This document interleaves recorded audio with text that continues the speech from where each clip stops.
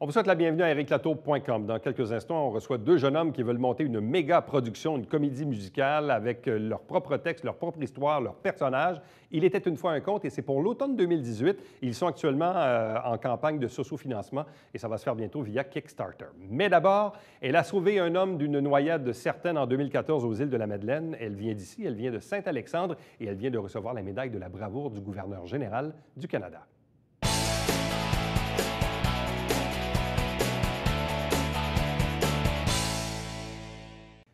Le 5 octobre dernier, cette jeune fille de Saint-Alexandre, qui aujourd'hui a 22 ans, Liliane Bessette, a reçu des mains du gouverneur général la médaille de la bravoure pour un acte commis il y a 2 ans aux îles de la Madeleine, en septembre 2014. Elle est avec nous. Bonsoir et bienvenue. Merci, bonsoir. Bon, explique-nous d'abord un peu le contexte. Qu'est-ce qui fait, il y a 2 ans, en septembre 2014, que tu te retrouves, toi, jeune fille de Saint-Alexandre, aux îles de la Madeleine? En fait, je suis partie en mars 2014 pour aller faire mon stage de fin d'études là-bas, dans le cadre d'une technique en tourisme. Puis, j'étais avec mon copain. Puis, on a vraiment adoré les îles de la Madeleine, donc on a décidé de prolonger notre séjour, ce qui fait qu'on s'est trouvé du travail, chacun sur l'archipel. Puis, on a passé plus que 6 mois, je pense 7 mois là-bas. Bon. Et là, dans le fond, au moment des événements, tu étais guide en kayak de mer? Exactement. Bon, ça consistait en quoi? C'était ma deuxième expérience en tant que guide de kayak de mer. J'avais déjà fait en Gaspésie, puis j'avais adoré ça, donc j'avais décidé de reproduire l'expérience aux îles de la Madeleine. Fait que je me trouvais à travailler beaucoup. C'est un travail qui est saisonnier.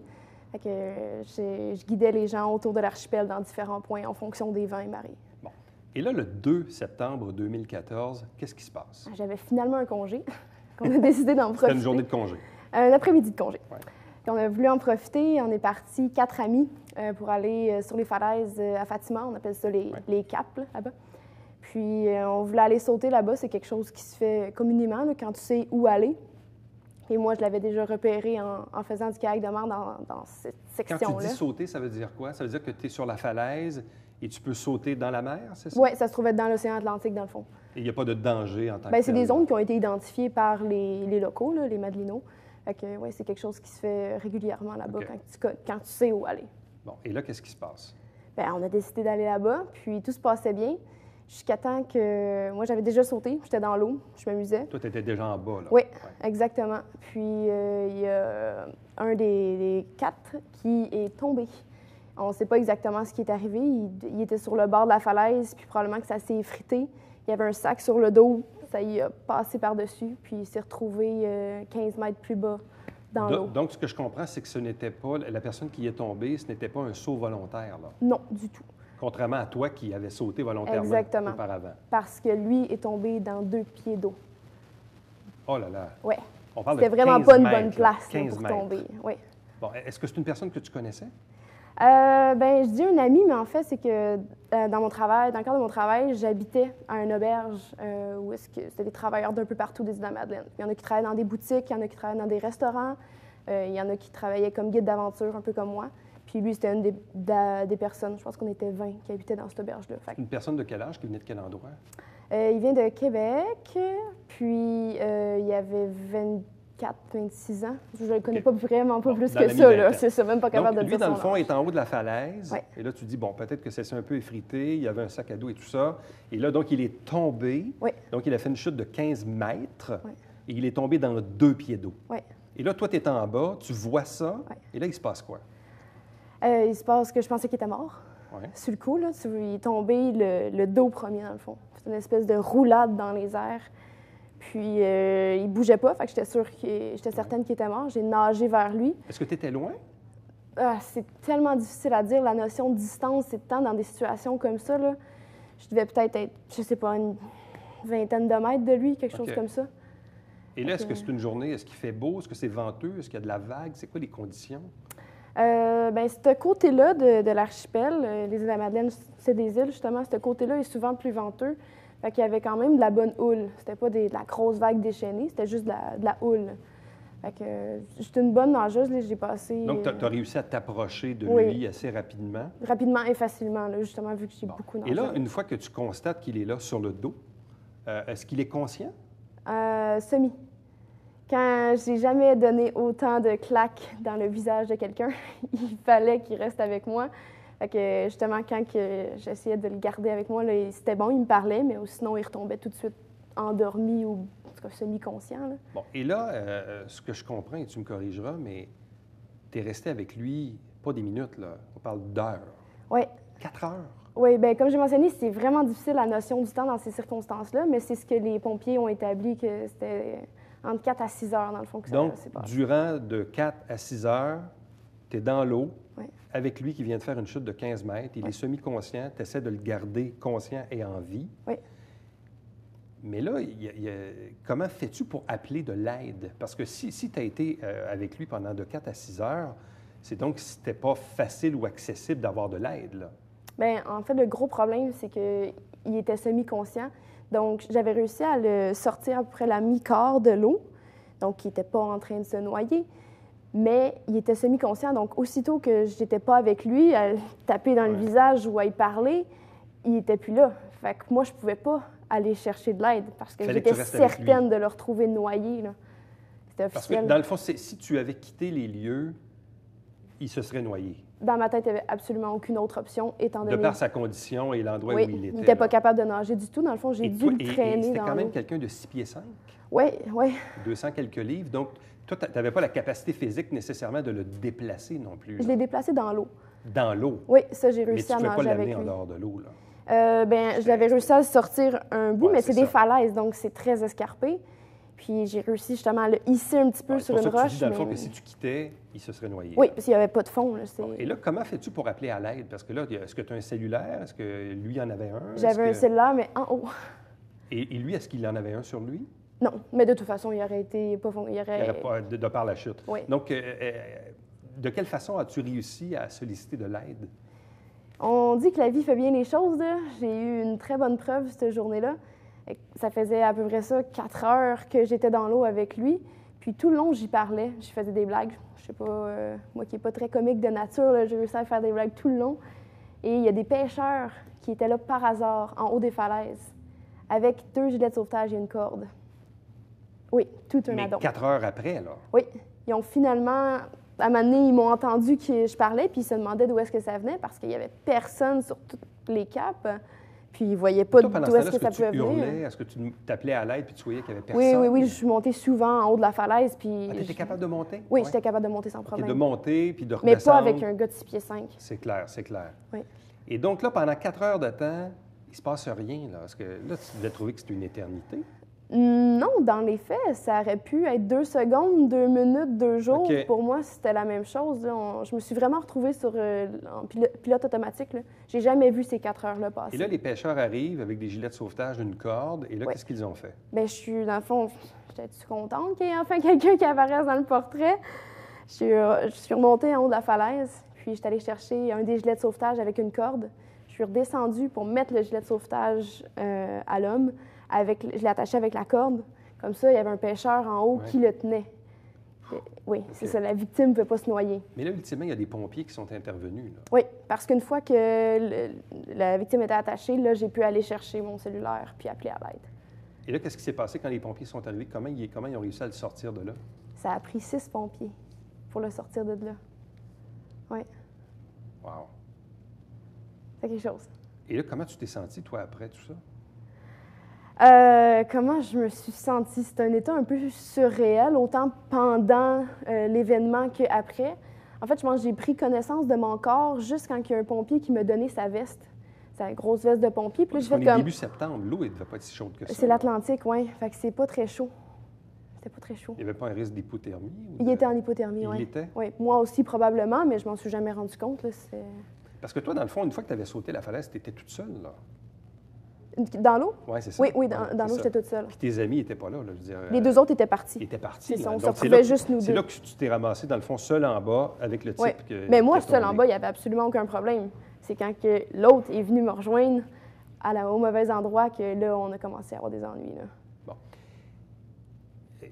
Comment il va aujourd'hui, cette personne-là? Est-ce que tu as eu des nouvelles de son état de santé? Est-ce qu'il s'en est bien tiré? Oui, j'ai eu des nouvelles. Quelques jours après, il y avait un bassin de fracturé, des côtes de fracturées aussi, pas de paralysie. Hémorragie interne, puis poumon perforé, oui. Mais rien de plus grave que ça, donc aucune séquelle en ce moment.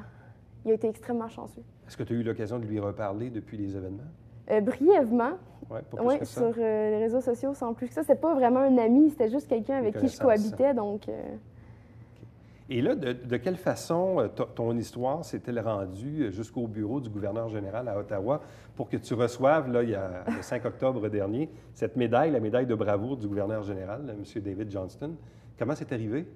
C'est les pompiers des Îles-de-la-Madeleine qui avaient trouvé que c'était exceptionnel ce que j'avais fait par rapport aux conditions, tout le temps que j'ai passé dans l'eau, puis tout ça. Trouvé que j'avais vraiment fait preuve d'un grand courage. Donc, ils ont entamé les démarches. Puis, un jour, il y a un agent de la GRC qui m'a appelé. Je me demandais bien ce qui se passait.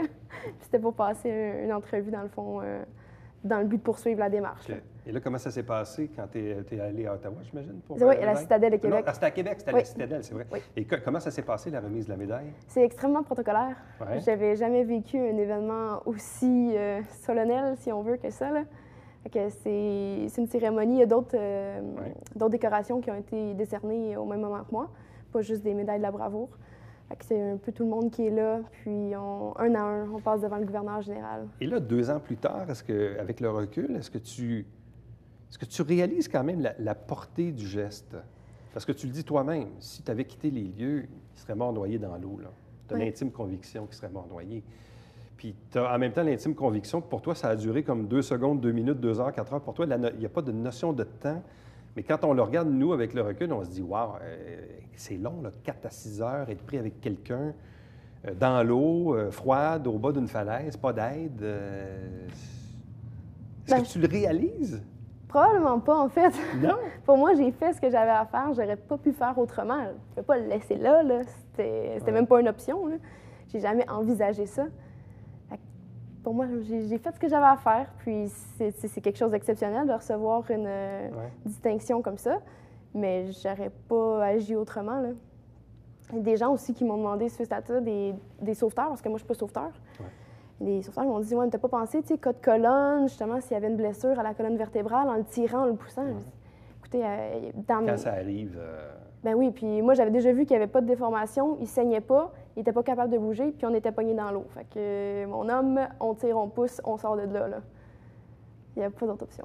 C'était ça. Oui, c'est ça qui était ça. Fait que c'est une expérience de vie que je ne désire pas nécessairement reproduire, mais c'est bien de l'avoir vécu une fois, là. Liliane Bessette de Saint-Alexandre, merci beaucoup. Félicitations encore une fois. Merci beaucoup. Puis bonne chance, évidemment, pour la suite dans ta vie et tes projets professionnels et tout ça. Merci. Restez avec nous, puisqu'au retour, on vous parle d'un spectacle qui va être présenté à l'automne 2018, mais on commence déjà à en parler.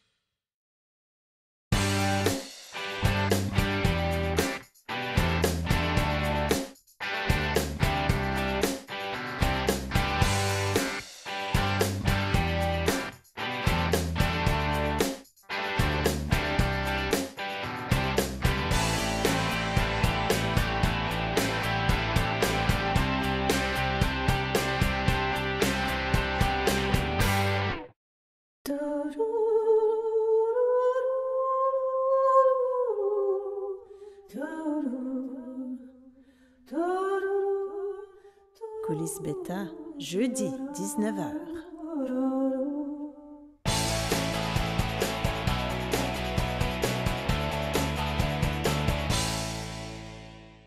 Il était une fois un conte. C'est un spectacle qui sera présenté à l'automne 2018. Non, ce n'est pas une erreur, 2018. Il y a d'ailleurs une campagne d'autofinancement qui s'organise actuellement. On en discute avec 2 personnes. D'abord, David Chouanière, bonsoir. Bonsoir. Accompagné de Julien Robert. Bonsoir et bienvenue. Bonsoir. 2018. Pourquoi l'automne 2018? C'est un très, très gros spectacle. On présente quelque chose d'assez exceptionnel. Dans le fond, pour commencer un petit peu à la base, moi, je suis directeur de production pour ce spectacle-là. C'est sûr que je peux paraître jeune pour m'appeler directeur de production. C'est qu'en réalité, nous autres, on commence, ça fait 10 ans que je fais de la production, que je fais toutes sortes de petits spectacles un peu partout. J'ai commencé à monter une compagnie il y a 4 ans. Environ 4 ans, oui. Compagnie de disco mobile, en réalité. De fil en aiguille, ça a commencé à grossir. On a commencé par des petits spectacles. On voulait juste se faire connaître pour le plaisir de faire des spectacles, en réalité. Dernièrement, c'est un projet, en réalité, en janvier de cette année. Donc, ça fait presque 1 an qu'on s'est dit qu'il faudrait partir vraiment un vrai gros projet. Il faudrait qu'on se lance dans quelque chose de plus gros. Quelque chose aussi qui nous permettrait de montrer de quoi on est capable. Même si on est jeune, on est capable de beaucoup. On a beaucoup d'imagination. On est une relève aussi. On est à relève. Donc, c'est là qu'est né le projet d'une comédie musicale. La comédie musicale était une fois un conte. Bon. Et à quel moment tu rentres en ligne de compte? À quel moment, moi, je rentre en ligne de compte? Moi, en fait, ça fait, je dirais, un bon 5 ans que je travaille avec David. J'ai commencé comme animateur dans ces spectacles-là. On a fait cinéma-musique, on a fait toutes les shows découvertes. Au début, j'avais aucune idée comment ça fonctionnait. C'était vraiment là, à titre de c'est mon ami, puis je veux le suivre un peu. Là. Après ça, j'ai commencé à Polyvalent de Marcel Landry là, à faire de la technique, du son, de l'éclairage un peu, à toucher un peu aux consoles, puis à aider. Ensuite, il m'a dit ben si ça te tente, je peux te donner un petit peu plus d'expérience. Avec la disco mobile, justement. Là, le premier show de découverte, j'ai fait la technique. Puis après ça, il a découvert que j'avais une belle parole. Il m'a dit hey, j'ai besoin d'un animateur. Ben, pourquoi pas, on va essayer. Il m'a dit t'as carte blanche pour les textes, fais ce que tu veux, puis on va y aller avec ça. Ça a été un succès, les deux. En tout cas, les deux que j'ai faites, moi, je trouve que ça a été un succès. Là. Mais c'est ça, j'ai commencé comme animateur. Puis là, ben, il m'a lancé le projet là, de la comédie musicale. Je me suis dit, tabarouette, c'est un beau. C'est une belle opportunité que de me réaliser puis de pousser un petit peu plus dans une passion. Bon, comédie musicale, on le sait, en termes de production, c'est toujours imposant parce qu'il y a souvent plusieurs personnes, il y a des costumes, il y a de la musique. Bref, c'est gros une comédie musicale sur le plan production. Bon, donc là, on comprend un peu le cheminement qui vous amène à produire, évidemment, une comédie musicale. Il était une fois un conte. Donc, quelle est l'histoire? Pourquoi on a choisi ce titre? Ça vient d'où? Bien, en fait, le titre, en bref, c'est vraiment, ça résume beaucoup notre... on voulait faire ça simple. On voulait que ce soit un titre aussi accrocheur. Il était une fois un conte, en réalité, ça résume... c'est une histoire c'est une histoire de plusieurs histoires. C'est une histoire unique qui rassemble plusieurs personnages de contes. On passe par le Petit Chaperon Rouge, par même les personnages un peu plus hors. On parle Robin des Bois, Peter Pan, toutes les histoires connues un peu de Disney. Mais nous, on s'en va rechercher les personnages des frères Grimm et Charles Perrault, c'est ça? De toutes ces, dans le fond, les histoires originales, je veux dire, que nous, en réalité, il faut aussi expliquer que cette histoire-là, c'est pas une histoire qui existe, c'est une histoire qu'on a inventée.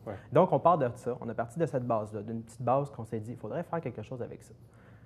Il était une fois un conte, c'est un livre qu'un écrivain a écrit, en réalité. C'est comme si toutes nos histoires, tous les contes qu'on connaît, auraient été écrits par un seul écrivain. Cet écrivain-là, qui est, en réalité, qui a deux fils jumeaux, un jour, même en réalité, cet écrivain-là, comment tu me l'expliquer? Ben en fait, l'idée part de, on ne voulait pas prendre le personnage du Petit Chaperon Rouge puis faire... En fait, on ne veut pas que le spectateur s'assoie dans la salle puis fasse « ça, c'est le Petit Chaperon Rouge ». On veut vraiment que ce soit une histoire unique parce que, comme il l'a dit, on n'a pas... oui, on a fait, excusez-moi du terme anglais, un mash-up. On a rassemblé tous ces personnages-là dans un seul conte, sauf que on a pris seulement les caractéristiques psychologiques puis un petit peu de l'apparence physique, mais pas tant que ça. Il était une fois un conte, c'est vraiment une comédie musicale que... Ça le dit, c'est beaucoup. On voulait faire ça en musique. T'sais, on est deux gars de musique. On voulait pas y aller. On va y aller du côté théâtral. Oui, il va y avoir une partie théâtre, mais beaucoup plus musicale. L'histoire en tant que telle, là, c'est un jeune garçon. Son père, il écrit des contes. Puis un jour, il découvre le livre. Il rentre dans le livre. Il découvre, dans le fond, le monde que son père a créé avec tous les contes qui s'y rattachent. Puis, à travers ça, il va avoir des péripéties, là, des enlèvements. Ils veulent contrer une force, la force du mal, si on veut, dans le conte pour pouvoir arriver à leur apogée. Et ça, c'est une histoire que vous avez créée, ça? Oui. Là, en réalité, c'est ça ce qui arrive. C'est pour ça que j'ai demandé de l'expliquer. C'est que Julien est un peu meilleur pour moi, que moi pour résumer le concept, mais c'est moi qui l'ai écrit. Avec ses idées aussi. On a pas mal coopéré, les deux. On a travaillé plusieurs mois pour réussir à... Et là, vous voulez avec combien de comédiens-chanteurs là-dedans? Avez-vous déjà identifié un Oui. certain nombre de Oh, rôles? oui, c'est sûr que dans le fond, tous nos personnages sont déjà tous identifiés. Donc, on parle en tout d'environ une quarantaine 40? d'artistes. Oui. Total, oui. Artistes, chanteurs, danseurs ou juste, mettons, un rôle parlé, là. Mais en tout, ouais, une quarantaine Quarantaine. Parce qu'en d'artistes. réalité aussi, il faut considérer OK. que nos chanteurs principaux sont souvent aussi, vont souvent être remplacés. Ils vont devoir avoir, dans le fond, un substitut qui va les remplacer Ouais. de temps en temps. Parce qu'il faut aussi dire que ce spectacle-là ne sera pas présenté qu'une seule fois. On parle en réalité d'une tournée, une possible tournée partout au Québec. On veut vraiment présenter quelque chose d'unique, quelque chose de gros. Et pas juste pendant un an. Idéalement, on parle de peut-être 2 à 3 ans. Donc, peut-être de 2018 à 2020, aller voir jusqu'à 2022.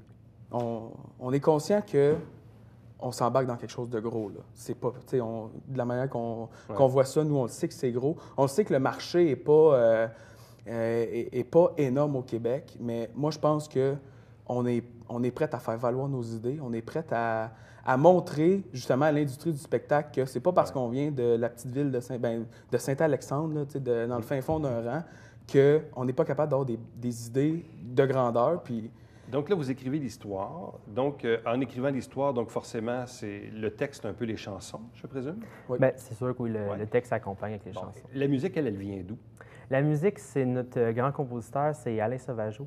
En le fond, l'ancien compositeur de Claude Dubois. C'est un homme que j'ai pu rencontrer dans un spectacle qui s'appelle Mission Hommage aux Blues Brothers, un spectacle qui roule présentement. Très bon spectacle, d'ailleurs. J'ai travaillé tout un été à Rougemont sur ce spectacle-là. Lui, dans le fond, il m'a beaucoup parlé de ce qu'il avait fait. J'ai commencé à le connaître. C'est là, après ça, qu'on s'est dit, bon, en échange de temps, en réalité, j'ai donné beaucoup de temps pour son spectacle. Il voulait me donner un peu de temps. Il voulait aussi nous aider. Je veux pas, on est des jeunes qu'on commence. Il voulait nous aider. Donc, il s'est dit, bien, je vais vous composer vos chansons.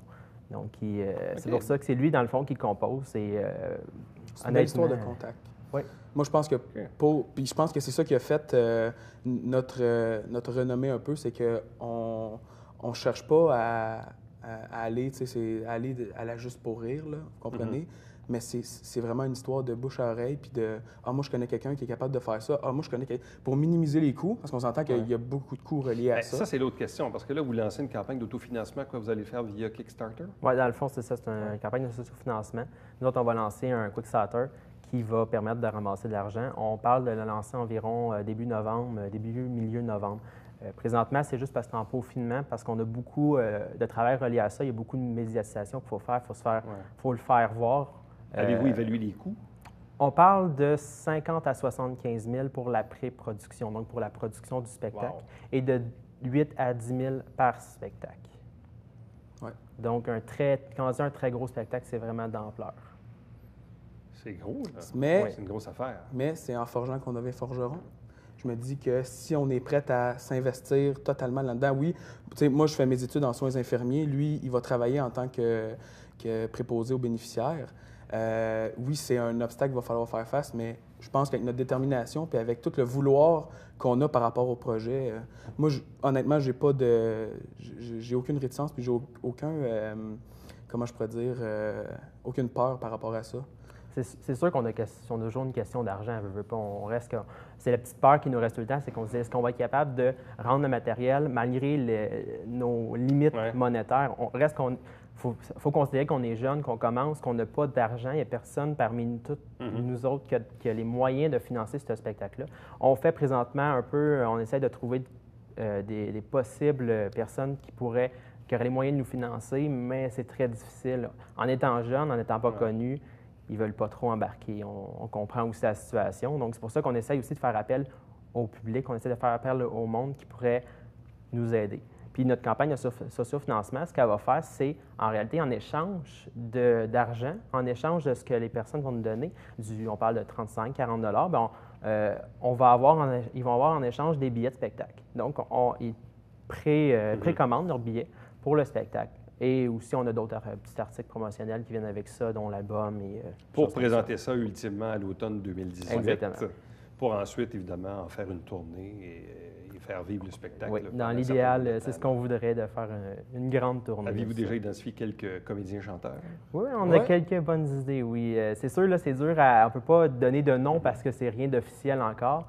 Mais on se vise encore. Nous autres, notre but, ça a toujours été ça. Depuis le début, ça a toujours été de présenter des jeunes artistes. Ouais, de faire connaître les gens qui seraient peut-être moins connus ou qui le sont peut-être déjà, mais tu sais, qui pourraient encore avoir une émergence dans la profession. C'est pour ça dans le fond, toute l'équipe, on parle d'une équipe qui dépasse en majorité, qui ne dépasse pas les 25 ans. On parle vraiment de personnes entre 10, on a même des enfants, là, entre 10 et 25 ans.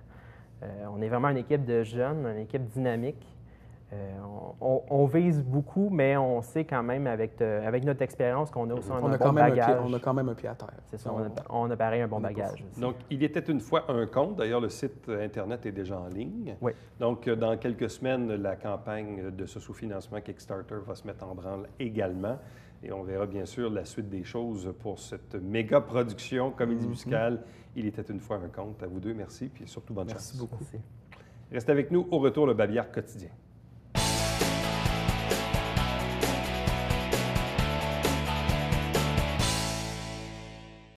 Vous avez des documents confidentiels que vous désirez disposer. Il y a une opération de déchiquetage. Ça se fait avec Bye Bye Paperasse le samedi matin, 5 novembre, sur la rue Rossiter, dans le parc industriel de Saint-Jean. Chaque semaine, on vous présente des extraits des travaux du Conseil de ville. On fait la captation le premier, troisième lundi du mois et avec un conseil, on résume des extraits sur 2 semaines. Chaque dimanche matin, 9h30 en direct au câble 09, c'est le Télébingo avec 3 500 $ en prix, toujours 2 000 $ pour la carte pleine et toujours 30 dépositaires dans la région pour acheter vos livrets, pour avoir la liste. Vous téléphonez ici ou bien sûr, vous allez sur le site Internet. Entre-temps, si vous désirez me joindre, faites-le rapidement par courriel à Éric Latour en un mot à commercial tvhr9.com. À demain. Bye bye.